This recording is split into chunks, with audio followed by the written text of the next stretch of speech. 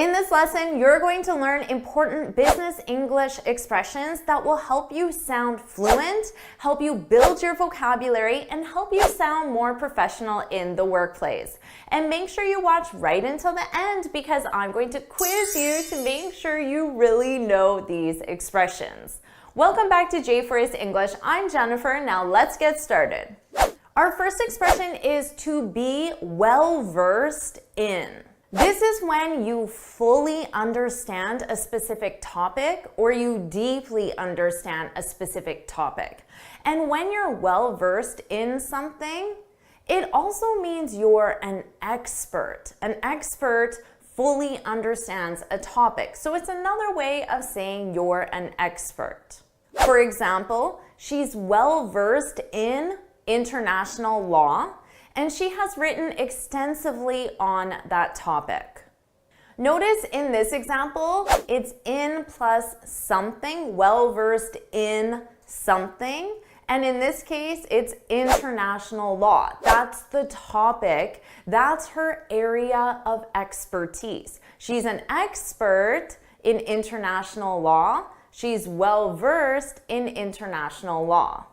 You can also use in plus a gerund verb, so a verb in ing.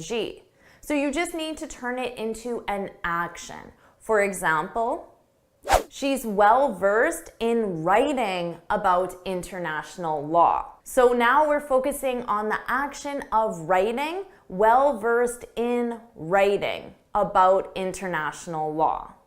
Now let's talk about the expression to play devil's advocate. This is when you present an opposing viewpoint or argument for the sake of discussion or debate.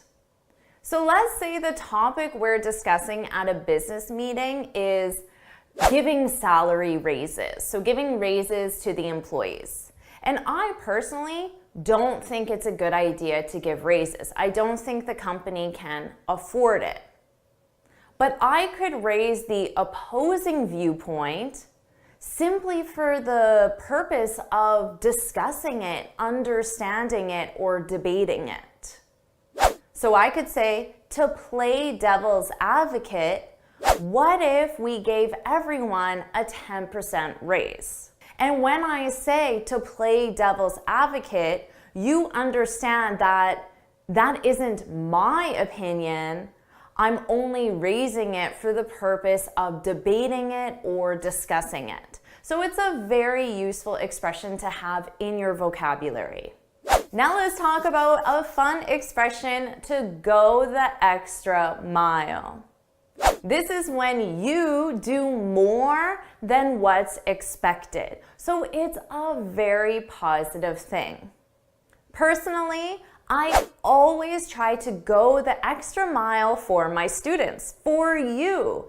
I always try to do more than what's expected. So it's expected to produce one video a week. I produce more than one video a week. I give free lesson PDFs. I include quizzes, and I spend a lot of time going the extra mile to make sure you have the best experience possible.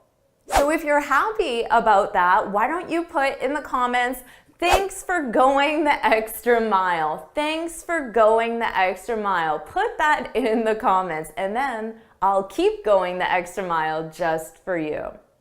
Now let's talk about the expression to be in one's element. This is when you're in an environment or a situation where you feel both comfortable and also capable. For example, when I'm teaching right now, I'm in my element. I feel very comfortable doing this, and I also feel capable, which means I feel like I'm doing a good job. I have the skills, I have the experience necessary to do what I'm doing right now. I'm in my element. But on the other hand, I'm not in my element when I'm analyzing statistics, for example. I don't feel very comfortable and I don't feel capable at all. So I'm not in my element when I'm analyzing statistics, but I'm definitely in my element when I'm creating these lessons for you and right now when I'm teaching. To give you another example, let's take a musician, Ed Sheeran. Ed Sheeran is in his element when he's performing on stage. And I wanted you to see this example to notice that it's one's element. My element, his element. So make sure you change that grammatically. Our next expression is to have a knack for. When you have a knack for something, it means you possess a natural talent or ability with that something. So thinking about our last examples, when I'm in my element, it's because I have a knack for teaching English. For me, it comes very naturally. It's not something I have to try really hard to do. I find it very easy to plan lessons, to think of different ideas, to think of interesting ways to present the information to you, to record myself and create these videos. I have a knack for teaching English. And I don't feel in my element. I'm not in my element when I'm analyzing statistics because I don't have a knack for math. Of course, I can do math, but it doesn't come naturally to me. It doesn't come easily to me. I have to try harder to do math because I don't have a knack for it. And again, thinking about Ed Sheeran, well, he's so popular because he has a knack for writing beautiful love songs. I'm sure it comes very easily for him. Thinking about how many love songs he has written, it must come easily. He must have a knack for it. Now let's talk about the expression to move the needle. This is used when you have a significant positive impact. So when you move the needle, you go from here to here. You don't just go from here to here, which would be a positive impact in terms of growth, but it's a small one. We want a significant positive impact to move the needle. For example, our new marketing strategy moved the needle on our sales. So this means the marketing strategy had an impact on the sales and it had a significant positive impact. So again, it helped the sales go from here to here. It moved the needle on our sales. Let's think about you and your English abilities. Maybe when you first started watching my lessons, your English vocabulary was here. But now, after watching my lessons for a few months or even longer, your English vocabulary is here. So you could say, Jennifer, your videos have really moved the needle on my English vocabulary. I hope you feel that way because remember, I go the extra mile to really make sure that you move the needle on your English skills. So if you agree with that, put move the needle, put move the needle in the comments. This next one is an interesting one. To leave no stone unturned. This expression is used in two different ways. First, it's when you thoroughly search for something or look for something, and that's something physical. So if you leave no stone unturned, is another way of saying you looked absolutely everywhere for something. For example, we couldn't find any evidence of fraud, and we left no stone unturned. So in this case, what they're looking for is fraud or evidence of fraud, and they looked absolutely everywhere. They left no stone unturned. In that sense, you're looking for something physical, something that actually exists and you can find it and hold it in your hand. But we also use this expression to simply mean that you've explored all possibilities. So possibilities aren't necessarily physical. You can't necessarily hold it in your hand. For example, let's think of a solution and let's leave no stone unturned. So again, it means you're going to think of every possibility for the solution. You're going to leave no stone unturned. So you can use this expression in both a literal sense and more of a figurative sense as well. Let's talk about the expression to put the cart before the horse. Have you ever heard this? This is when you do things in the wrong order or you prioritize things incorrectly.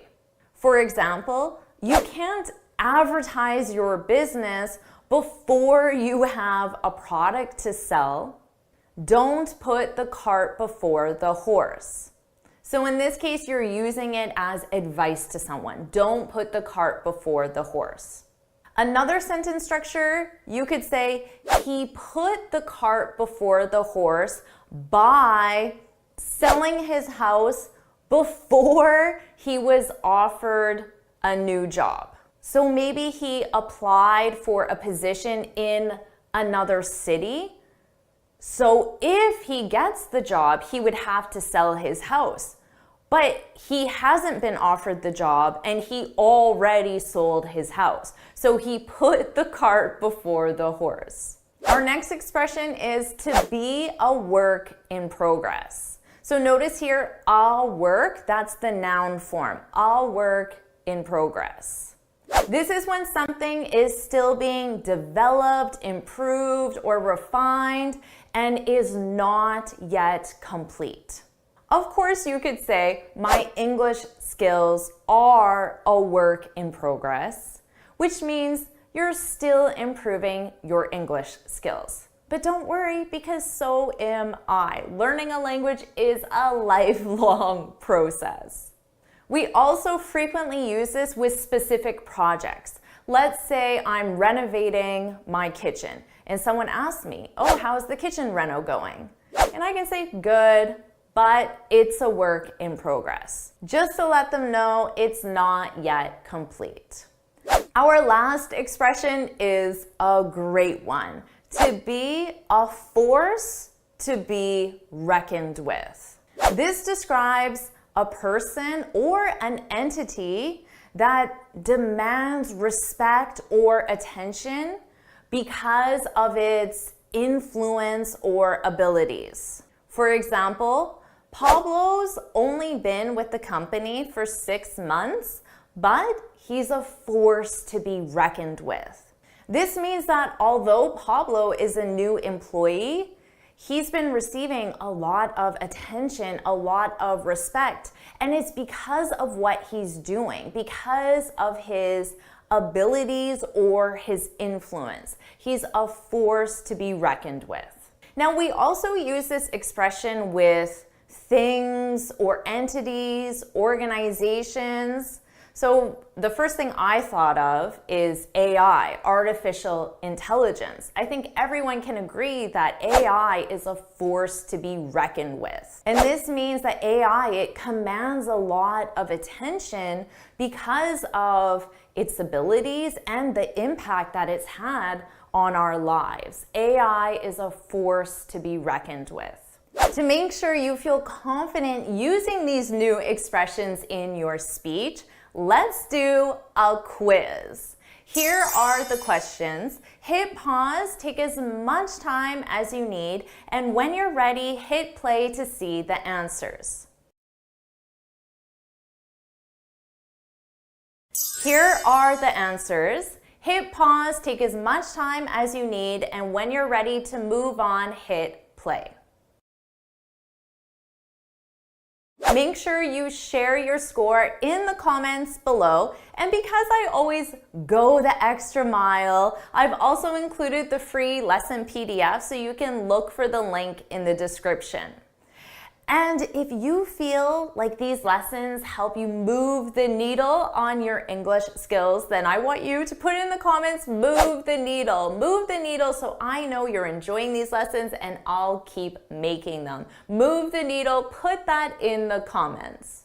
And another way I've gone the extra mile is by providing you with this free speaking guide. So you can get this on my website, and I share 6 tips on how to speak English fluently and confidently. You can click here to download it or look for the link in the description. And if you want to keep moving the needle on your English skills, I recommend you watch this lesson right now.